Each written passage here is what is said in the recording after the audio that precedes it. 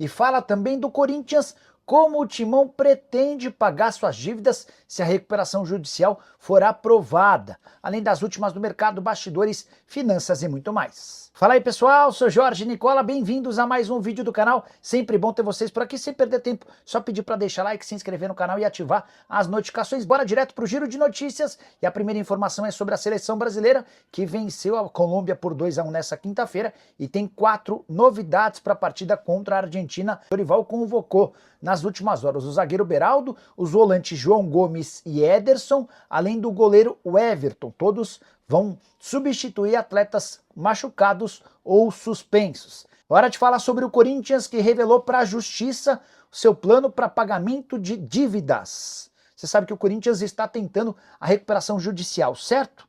E a ideia do Timão, dentro desse regime centralizado de execuções, é repassar 4% das receitas do clube para o pagamento mensal dos credores. O projeto ainda premia ou prevê o repasse de 5% da venda de jogadores para clubes do Brasil ou do exterior em um leilão reverso. Nicola, do que se trata um leilão reverso em relação a esse assunto? Confesso que também não sabia. Nesse sentido, credores poderão optar por receber o pagamento de forma mais rápida, mas com enorme desconto, e aquele que aceitar um desconto maior acaba vencendo esse leilão e se aproveitando da grana desses 5% de vendas de atletas para o Brasil ou exterior. Nessa mesma nota que trata sobre o tema, o Corinthians diz o seguinte, abre aspas, com o objetivo de manter a transparência e o compromisso de honrar seus débitos, o Corinthians disponibilizará um relatório detalhado sobre o pagamento das dívidas listados no RCE.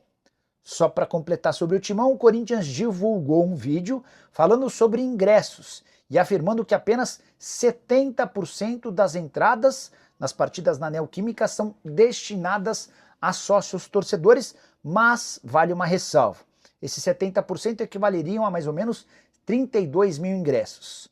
A quantia é ainda menor. Sobram para os integrantes do fiel torcedor cerca de 23, 24, no máximo 25 mil ingressos. Isso porque o Corinthians contabiliza, em cima desses 70%, também cadeiras e cativas.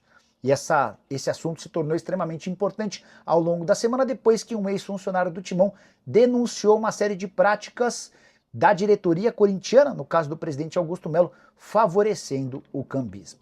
Pergunta, Nicola, sabe algo sobre os dois jogadores que o Corinthians está querendo contratar? Andréia, o que se especula é Patrick e Fabinho. Eu cheguei a gravar no vídeo de hoje cedo todos os detalhes da situação de ambos. Sobre o Patrick, o Patrick é um zagueiro de 25 anos de idade, canhoto, formado na Luz e vendido no ano passado para o Novo Horizontino.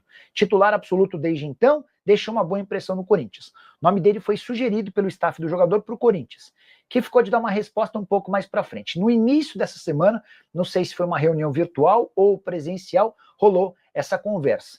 E o staff do Patrick já passou as condições ao Corinthians. Quanto é que custaria para tirá-lo do Novo Horizontino e quanto é que custaria para pagar os salários do atleta.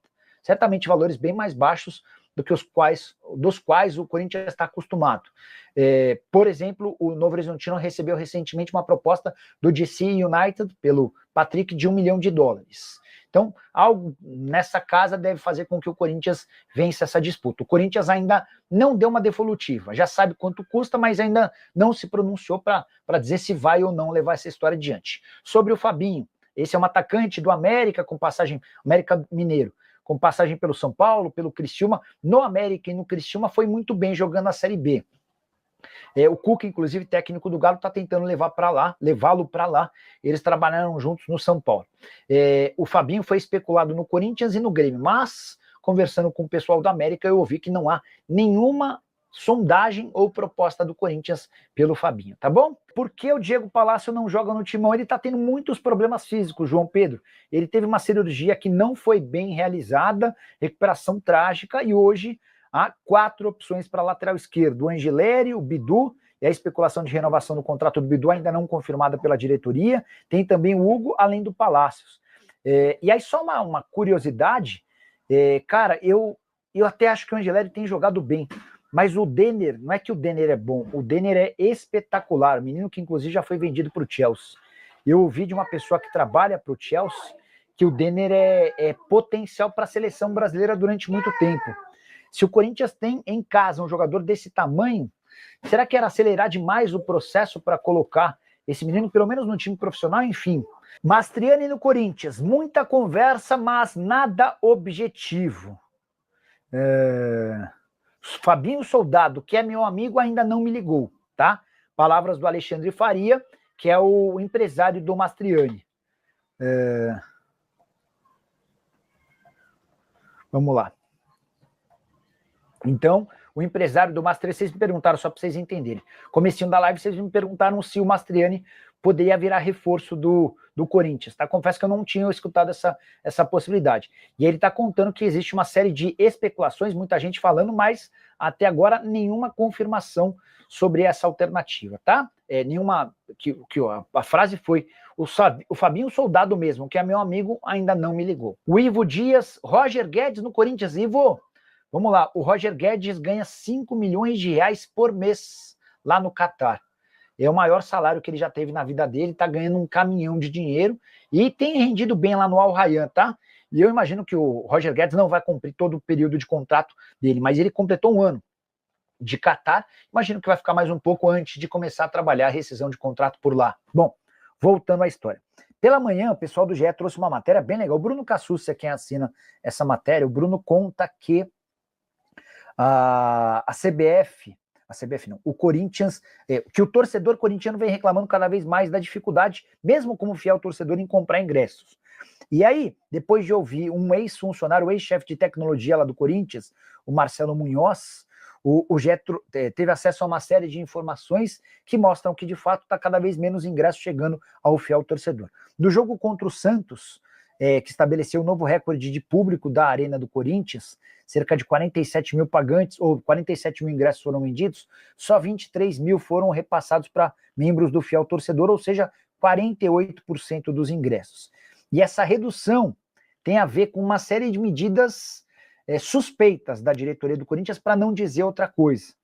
Os caras estão aumentando o número de repasse para setores como o departamento de marketing, que tinha direito antes a um X número de ingressos e agora tem 4 vezes mais. Até camarotes, que têm dívidas com o Corinthians, têm recebido mais ingressos.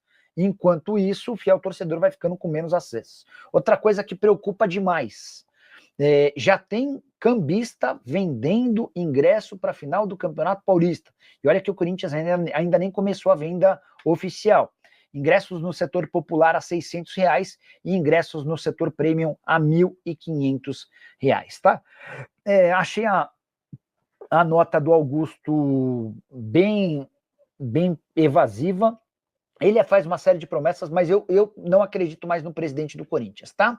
Preciso falar agora sobre o Corinthians para repercutir uma informação que surgiu nessa quinta-feira. Matheus Bidu renovou seu contrato com o Timão. Antes de gravar o vídeo, fui checar com uma pessoa do departamento de futebol que não cravou o acordo. Ela admite uma negociação, uma conversa há alguns dias, embora ainda sem um acerto definitivo.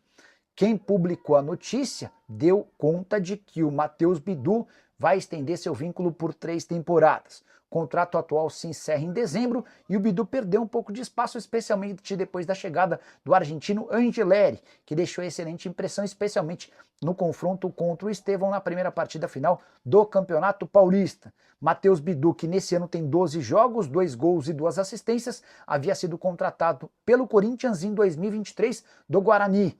Antes havia estado por empréstimo no Cruzeiro, não conseguiu decolar. Com a camisa do Corinthians tem demonstrado uma pequena evolução. Se esse contrato de fato for adiante, Matheus Bidu terá direito ao dobro do seu salário no primeiro ano de vínculo, com direito a pequenos reajustes progressivos até o fim do vínculo. Rapaziada boa, ficamos aqui com o nosso giro de notícias do maior clube do Brasil. Claro que a gente tá falando de quem? Estamos falando de quem? Fala aí, do Corinthians. Se você gostou do vídeo, chega aqui, deixa seu like, se inscreva no canal, ativa também o sininho de notificação, porque sabemos que é sobre o importante a sua participação. Ficaremos por aqui, um grande abraço no seu coração, sempre mais até o próximo vídeo. E vamos que vamos que vamos. Tchau.